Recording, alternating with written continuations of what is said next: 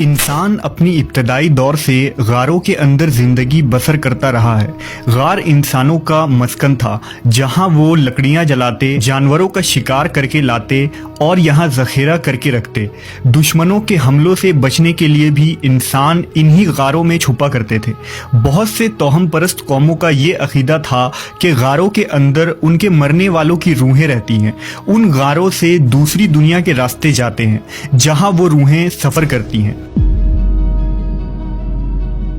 इस वीडियो में हम उस मुक़द्दस गार का तज़किरा करेंगे जिसका जिक्र गार कहफ के नाम से कुरान मजीद में आया है, जिस गार में अल्लाह के बरगुज़ीदा बंदे अब्दी नींद सोते रहे, जिन्हें अस्हाब कहफ के नाम से जाना जाता है।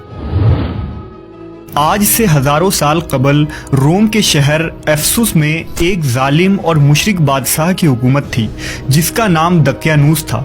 उसकी हुकूमत में जो शख्स भी बुत परस्ती न करता, वो उसे कत्ल करवा देता। उस शहर में कुछ नौजवान रहा करते थे जो तौहीद परस्त थे और जिन्होंने बुत परस्ती से इनकार कर दिया था। जब बादशाह को इन बागी नौजवानों की खबर मिली तो उन्हें अपने दरबार में बुलाया।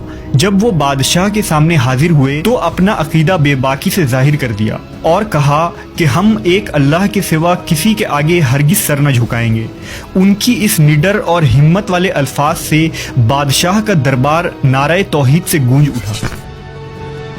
दरअसल ये नौजवान शहर के एक आला खानदान मकाबी कबीला से ताल्लुक़ रखते थे और अपने खानदान के नामवर और बहादुर सपूत थे। उन्होंने खुले आम बादशाह के मुशरिकाना मजहब का इनकार कर दिया और उसे चैलेंज कर दिया। दकियानूस ने उन नौजवानों को 3 दिन की मोहलत दी कि ईमान से फिर जाओ, वरना तुम लोगों को सूली पर चढ़ा दिया जाएगा। जब 3 दिन गुजर गए तो तीसरे दिन वो लोग कुछ माल और तोशा लेकर रात के वक्त शहर से बाहर निकल गए। बयाबानों में चलते चलते सुबह हो गई और वो एक पहाड़ी सिलसिले के करीब पहुंच गए, जहां एक गहरा गार था। लिहाजा कुछ देर आराम करने के लिए वो उस गार में जाकर लेट गए, जहां उन्हें गहरी नींद आ गई।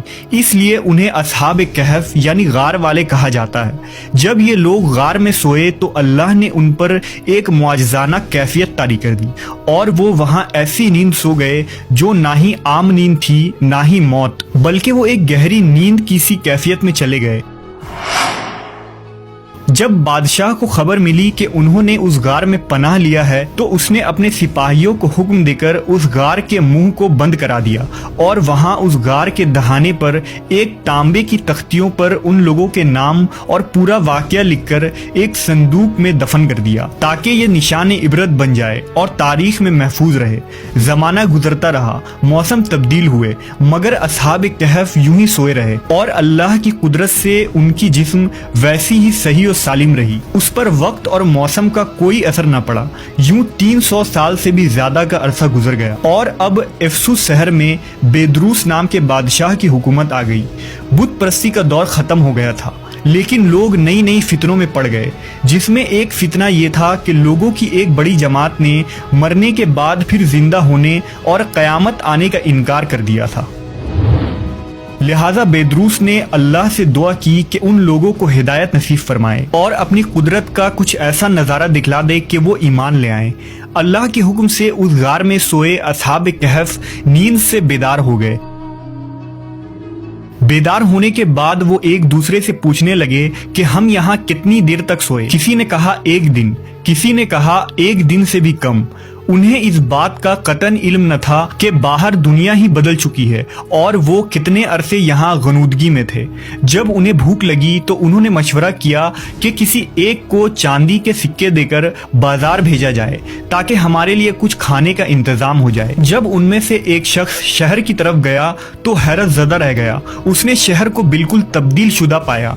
घर और मकानें ऊंची ऊंची हो गई थी, लोगों के लिबास में तब्दीली आ गई थी, कोई शख्स भी आशना नजर नहीं आता था।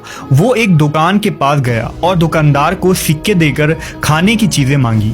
जब उस दुकानदार ने उस सिक्के को देखा तो पूछने लगा कि तुम्हें ये सिक्के कहाँ से मिले, क्या तुम्हें कोई खजाना मिल गया है? ये तो सैकड़ों साल पहले वाले बादशाह के सिक्के हैं। जबकि असहाब कहफ का वो साथी इस बात पर इसरार करने लगा कि ये इसी दौर के सिक्के हैं, लिहाजा इस बहस की वजह से वहाँ भीड़ इकट्ठा हो गई। उस शख्स ने कहा, कल दकियानूस हमें कत्ल करने वाला था, लिहाजा हम उससे भागकर एक गार में छुप गए थे। लोगों ने उसे बताया कि दकियानूस को मरे हुए 300 साल गुजर चुके हैं और ये बेदरूस का जमाना है। उसने अपनी बात साबित करने के लिए लोगों को उस गार की तरफ चलने को कहा।